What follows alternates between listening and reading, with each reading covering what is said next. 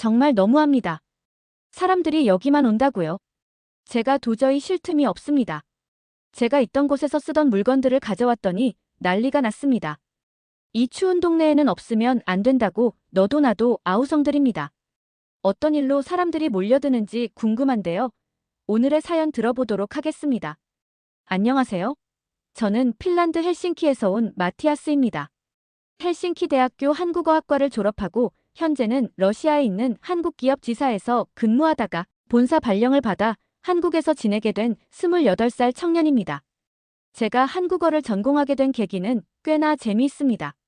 사실 저는 어릴 때부터 세계 각국의 음식을 먹어보는 것을 좋아했어요. 부모님이 운영하시는 관광 숙박시설 덕분에 다양한 나라에서 온 관광객들을 만날 수 있었고 그들이 가져오는 각양각색의 음식들을 맛보는 게 저의 가장 큰 즐거움이었거든요. 특히 한국 관광객들이 가져오는 라면과 김치에 완전히 매료되었답니다. 처음 신라면을 먹었을 때의 충격은 아직도 잊을 수 없어요. 매운맛에 눈물을 흘리면서도 계속 먹게 되는 그 맛의 매력이란 결국 저는 대학 전공을 선택할 때 한국어를 선택했습니다. 단순히 음식이 좋아서 시작한 공부였지만 한국어의 매력에 푹 빠져 열심히 공부했어요. 대학 시절 저의 엄청난 식욕은 이미 유명했습니다. 한 번은 스톡홀름의 유명한 스웨덴 음식점에서 열린 도전 메뉴 이벤트에 참가했는데 특대형 미트볼 플래터와 훈제 연어 플래터, 거기에 대형 감자 그라탕까지 혼자서 다 먹어서 가게 주인을 놀라게 한 적도 있었죠. 보통 4인분으로 나가는 양을 혼자서 다 먹어치운 거였어요. 그때부터 헬싱키의 먹장이라는 별명이 생겼답니다. 심지어 독일 뮌헨의 옥토버 페스트에 놀러 갔을 때는 1인용 자이델 맥주와 대형 슈바이낙센을 연거푸 3개나 비워서 현지 독일인들을 깜짝 놀라게 한 적도 있었죠. 러시아 지사에서 일하는 동안 저는 한국 음식의 진정한 매력에 더욱 깊이 빠져들게 되었어요. 한국인 동료들과 점심을 먹으면서 처음 접한 불닭볶음면은 정말 충격적이었죠. 첫 도전에서는 반도 못 먹고 포기했는데 이상하게도 다음날 또 먹고 싶더라고요. 결국 일주일 만에 한 봉지를 완전히 비울 수 있게 되었답니다. 특히 회식 자리에서 제가 불닭볶음면, 매운탕, 쭈꾸미 볶음을 연달아 해치우는 걸 본 한국 지사장님께서 마티아스 씨는 정말 대단하네요. 우리나라 사람보다 더 잘 먹는 것 같아요. 라며 칭찬해 주셨어요. 그러다 보니 자연스럽게 회사에서도 인정을 받게 되었죠. 심지어 러시아 동료들 사이에서는 제가 철의 위장을 가진 사나이라는 별명까지 얻게 되었답니다. 그리고 마티아스가 이렇게 한국 문화를 사랑하는데 우리가 어떻게 그를 못 믿겠나? 라는 말씀을 한국 본사 임원께서 해주셨다는 이야기를 들었을 때는 정말 가슴이 뭉클했어요. 그리고 마침내 기회가 찾아왔습니다. 본사 발령. 그것도 서울 본사. 소식을 들었을 때 얼마나 기뻤는지 모릅니다. 하지만 더 기쁜 소식은 따로 있었어요. 제 절친한 친구 미코가 이미 서울에서 일하고 있다는 거였죠. 대학 시절 함께 한국어를 공부했던 친구인데 저보다 2년 먼저 한국으로 건너가 있었던 거예요. 짐을 꾸리면서 가장 신경 쓴 건 역시 위장 컨디션 관리였습니다. 한국의 매운 음식들을 실컷 먹기 위해서는 위장이 튼튼해야 했거든요. 미리 준비해간 위장약은 무려 1년치. 하지만 나중에 알고 보니 한국의 약국에서 더 좋은 약들을 쉽게 구할 수 있더라고요. 인천공항에 도착했을 때의 그 설렘은 아직도 생생합니다. 입국장을 나서자마자 미코가 저를 반갑게 맞아주었어요. 야, 마티아스. 드디어 왔구나. 널 데려갈 맛집 리스트가 여기 있다. 미코의 손에 들린 수첩에는 빼곡하게 맛집 목록이 적혀 있었죠. A4 용지로 무려 3장이나 되는 분량이었답니다. 첫날부터 미코는 저를 종로의 한순대 국밥집으로 데려갔습니다. 마티아스, 너 특별한 걸 좋아하잖아. 이건 네가 꼭 먹어봐야 해. 가게에 들어서자 처음 보는 탁한 국물에 살짝 당황했어요. 순대는 핀란드에서도 먹어봤지만 이렇게 국물에 끓여낸 건 처음이었거든요. 이게 무슨 맛일까? 하는 의구심을 안고 한 숟가락을 떴는데 그 순간을 잊을 수가 없습니다. 진하고 깊은 국물 맛에 이어 부드러운 선지와 고기의 조화, 그리고 쫄깃한 순대의 식감까지. 특히 순대 속의 당면과 야채가 만들어내는 은은한 단맛이 국물과 어우러지면서 완전히 다른 차원의 맛을 만들어냈어요. 이거 완전 내 스타일인데. 저도 모르게 한국말이 튀어나왔습니다. 미코는 빙그레 웃으면서 그럴 줄 알았어라고 말했죠. 첫 그릇을 순식간에 비우고 하나 더 주세요. 주방에서 조리하시던 사장님이 고개를 빼꼼 내밀고 놀란 표정으로 저를 쳐다보시더라고요. 결국 그날 순대국밥에다가 거기에 곱창 모듬까지 추가로 주문했습니다. 쫄깃하고 고소한 곱창의 맛이란 마치 제가 평생 찾아 헤매던 맛을 드디어 발견한 것 같은 기분이었어요. 사장님은 연신 외국 사람 맞아요? 라며 웃으시면서 덤으로 순대를 더 내어주셨답니다. 그렇게 저의 한국 생활이 시작되었어요. 앞으로 제가 겪게 될 다양한 에피소드들, 특히 제 인생에 가장 큰 행복을 가져다준 미나 선생님과의 만남까지 생각만 해도 가슴이 설렙니다. 하지만 그건 다음 이야기로 미뤄두어야겠네요. 지금은 배가 고파서 집 앞 24시간 순대 국밥집으로 가봐야 할 것 같거든요. 한국 본사에서의 첫 출근 날, 저는 아침 일찍부터 설레는 마음으로 준비를 했습니다. 미코가 한국 온 기념으로 선물해준 정장을 입고 머리도 단정히 손질했죠. 하지만 아침부터 뜻밖의 실수를 하고 말았어요. 회사 카페테리아에서 아침 식사를 하다가 김치찌개를 옷에 흘려버린 거예요. 다행히 비상용 와이셔츠를 하나 더 챙겨왔었는데 그게 정말 다행이었습니다. 제가 속한 해외 영업팀은 정말 활기찬 분위기였어요. 특히 점심시간이 되면 팀원들이 저를 데리고 다양한 한국 음식점으로 데려가 주었죠. 마티아스 씨가 한국 음식을 잘 먹는다고 해서 기대했는데 정말 대단하시네요. 동료들의 감탄 속에 저는 매일 2공기씩 밥을 비워냈답니다. 어느 날은 팀 회식이 있었는데 그날따라 제가 특히 기운이 넘쳤나 봐요. 제 앞에 있는 삼겹살 3, 4인분이 순식간에 사라지자 팀장님이 깜짝 놀라시더니 마티아스 씨 혼자 다 먹은 거 맞죠? 라고 물으셨죠. 그날 이후로 저는 먹장 마티아스라는 새로운 별명을 얻었답니다. 하지만 업무는 생각보다 쉽지 않았어요. 특히 영어와 한국어를 병행하는 한국 회사 업무 스타일상 적응하는 것은 큰 챌린지였죠. 문법적으로는 맞는데 뭔가 어색한 한국어를 쓰다 보니 실수도 잦았습니다. 러시아 한국 지사에 있을 때와는 다르게 한국말 사용이 능수능란해야 한다는 것을 깨닫았습니다. 그래서 결심했습니다. 한국어 실력을 더 키워야겠다고요. 마침 미코가 자기가 다니는 한국어 학원을 추천해 주었어요. 거기 훌륭한 선생님이 계시는데 외국인들을 특별히 잘 가르친다고 했습니다. 미코의 말에 기대를 안고 학원을 찾아갔습니다. 그 여선생님과의 첫 만남은 잊을 수 없었습니다. 그분의 성함은 김미나 선생님이셨습니다. 수업 시간에 자기소개를 하면서 제가 한국 음식을 좋아한다고 말씀드렸더니 선생님께서 그럼 이번 주 수업은 음식 관련 비즈니스 한국어를 배워볼까요? 라고 제안하셨거든요. 그 수업에서 맵찔이, 먹방, 혼밥 같은 재미있는 신조어도 배웠답니다. 특히 재미있었던 건 미나 선생님의 독특한 교수법이었어요. 예를 들어 높임말을 가르치실 때는 실제 회사 상황을 재현해보게 하셨죠. 마티아스 씨, 팀장님한테 야근하고 퇴근하겠다고 말씀드려보세요. 저는 열심히 팀장님, 업무 마무리하고 퇴근하도록 하겠습니다라고 연습했는데 알고 보니 퇴근하겠습니다라고만 해도 된다더군요. 수업이 거듭될수록 미나 선생님의 매력에 점점 더 빠져들었습니다. 수업 준비를 꼼꼼히 하시는 모습, 학생들의 실수를 다정하게 지적해 주시는 모습, 그리고 무엇보다 해맑게 웃으시는 모습이 너무나 아름다워 보였어요. 어느 날은 수업 시간에 비즈니스 메일 작성법을 배우다가 실수로 사랑합니다를 사랑해요라고 써버렸는데 그때 미나 선생님이 살짝 얼굴을 붉히시며 웃으시던 모습이 지금도 눈에 선합니다. 그때 저도 모르게 심장이 두근거리더군요. 직장에서도 변화가 생겼습니다. 한국어 실력이 늘다 보니 업무 효율도 높아졌고 동료들과의 대화도 더 자연스러워졌어요.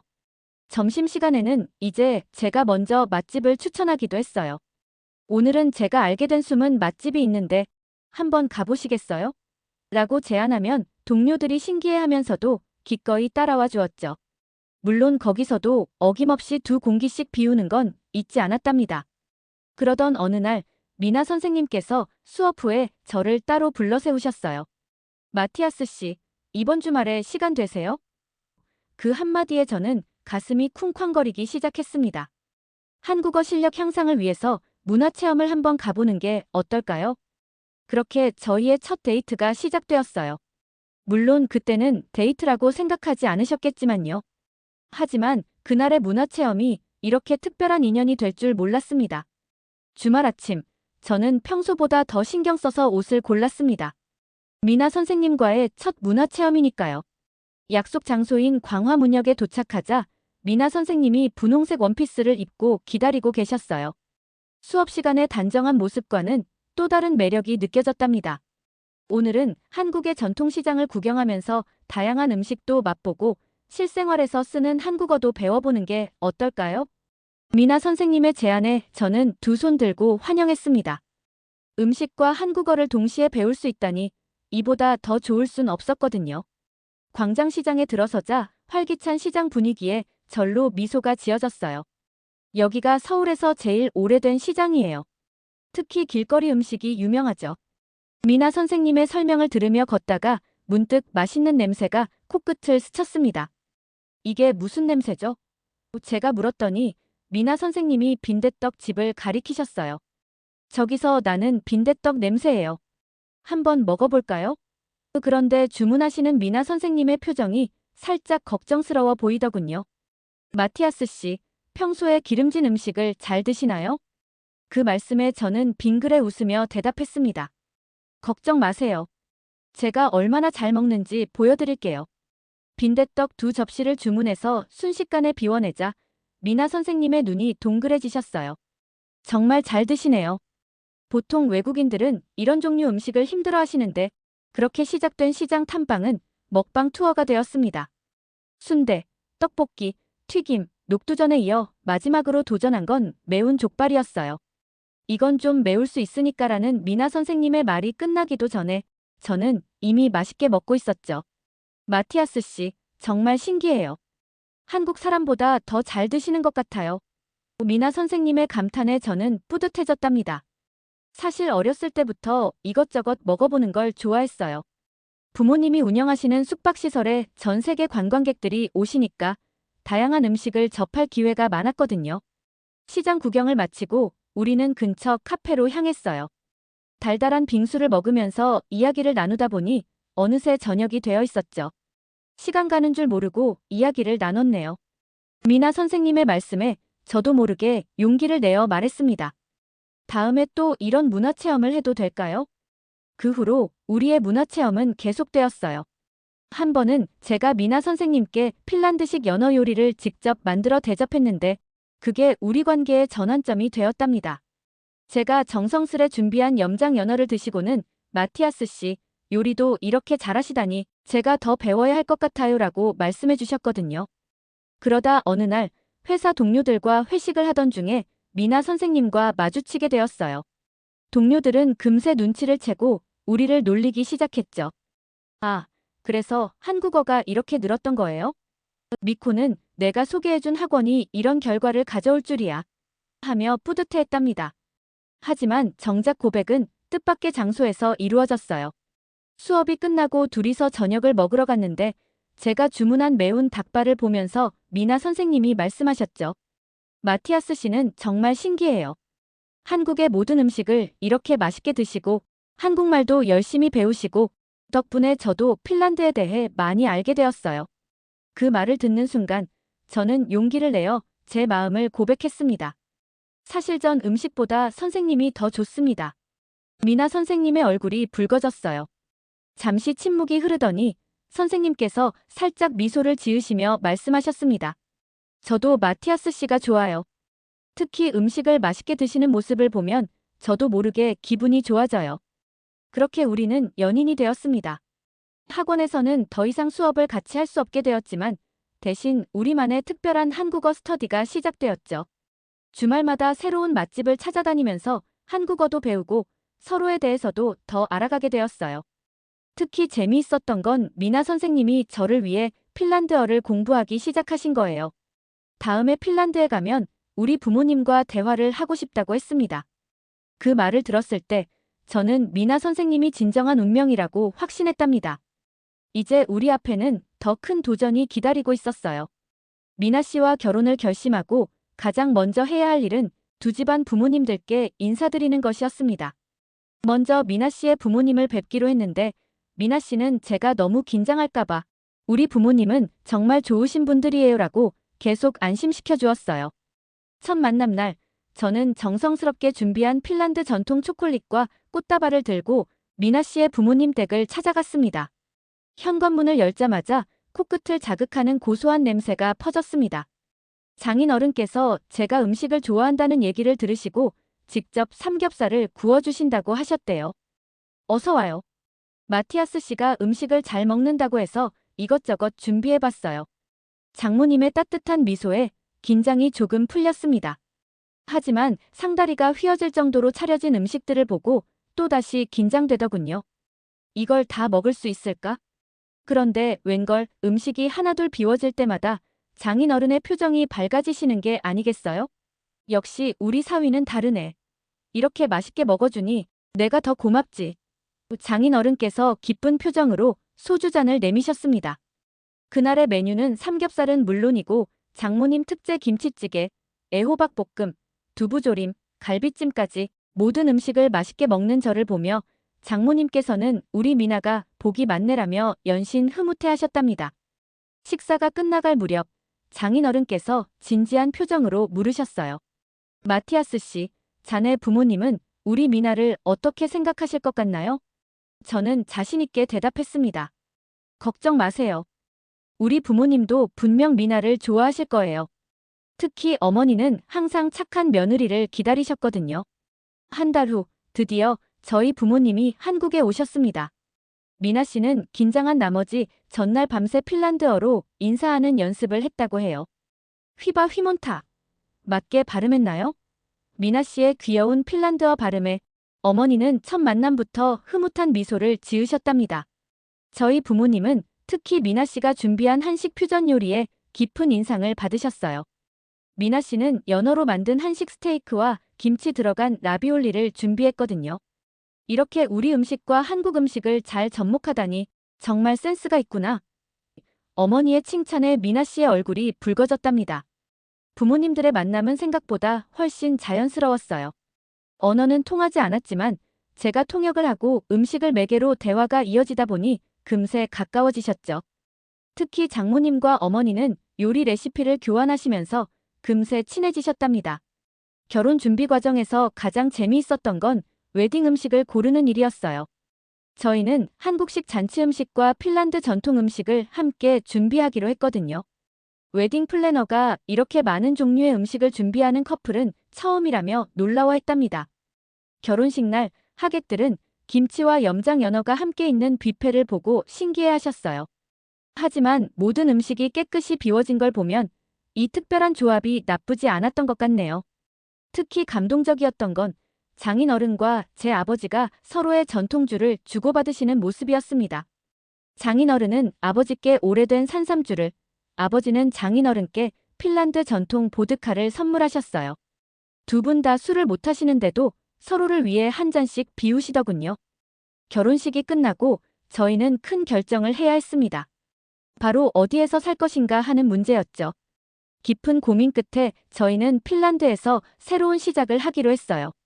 부모님이 운영하시는 숙박시설을 물려받아서 일하면서 미나 씨의 강사 경험을 살려 새로운 사업도 구상해 보기로 했답니다. 핀란드로 이동하기 전에 저희는 한국에서 1년을 더 살기로 했습니다. 장인어른께서도 우리 미나가 한국 생활을 완전히 정리할 시간이 필요하지라며 이해해 주셨어요. 그 1년은 정말 특별했습니다. 주말마다 장모님께 한국 요리를 배우는 게 일상이 되었어요. 미나 씨는 당신이 나보다 더 열심히 배우네요라며 웃었지만 저는 진지했습니다. 된장찌개부터 시작해서 김치찌개, 감자탕, 순두부찌개까지 장모님의 모든 비법을 배우려 노력했죠. 특히 김치 담그기는 3번이나 도전해서 마침내 성공했을 때 장모님께서 이제 진짜 한국 사람 다 됐네라며 뿌듯해하셨답니다. 매달 한 번씩은 전국의 맛집을 찾아다니는 미식 여행도 했어요. 전주에서 먹은 콩나물 국밥, 부산의 밀면, 강릉의 초당두부, 대구의 막창, 떠나기 전에 꼭 맛보고 싶은 음식들을 하나하나 체크해가며 다녔죠. 각 지역의 특색 있는 맛을 추억으로 담아가고 싶었거든요. 한국에서의 마지막 1년 동안 저는 회사 동료들에게 인간 맛집 사전으로 불렸답니다. 점심시간만 되면 마티아스 씨, 오늘은 어디가 좋을까요? 하고 물어볼 정도로요. 퇴사 전날에는 동료들이 제가 추천한 맛집 리스트를 라미네이팅해서 선물로 주더라고요. 핀란드에서도 이 맛 잊지 마세요. 라는 메시지와 함께요. 한국을 떠나기 전날 밤 장모님께서 특별한 선물을 주셨어요. 바로 장모님의 비법이 담긴 레시피 노트였습니다. 이제 핀란드에서도 한국 음식이 그리울 텐데 이걸로 미나랑 함께 요리해보렴. 그 순간 저는 다시 한번 감동했답니다. 이제 우리 앞에는 새로운 도전이 기다리고 있었어요.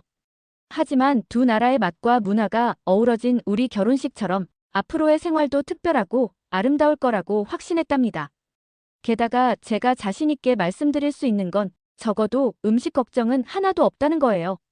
핀란드로 돌아오는 비행기 안에서 미나 씨와 저는 설렘과 걱정이 교차했습니다.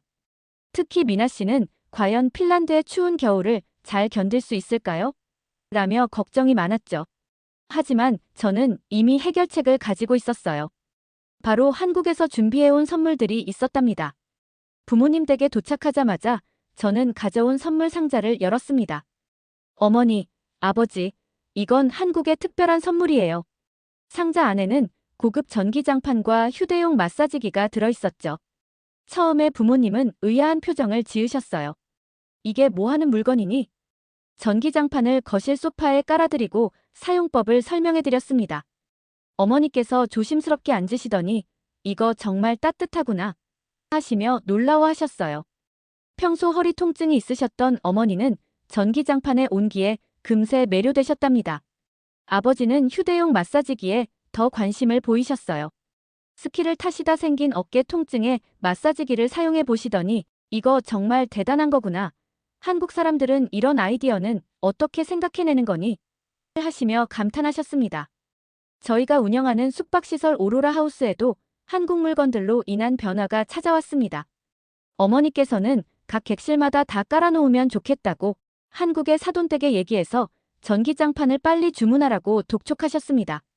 미나 씨는 당장 한국으로 연락을 드렸고 우리 숙박시설은 한국 전기장판이 설치된 따뜻한 하우스가 되었습니다. 손님들의 반응이 놀라웠어요. 특히 겨울철에 오시는 관광객들은 차가운 침대 대신 따뜻한 전기장판을 경험하고는 연신 감동의 말씀을 해주셨답니다. 이렇게 따뜻한 숙소는 처음이에요. 전기장판 덕분에 푹 잘 수 있었어요. 핀란드에서 이런 지혜를 만나다니 놀라워요. 입소문이 퍼지면서 주변 마을 분들도 하나둘 전기장판에 관심을 보이기 시작했어요. 특히 마을의 어르신들이 먼저 찾아오셨죠.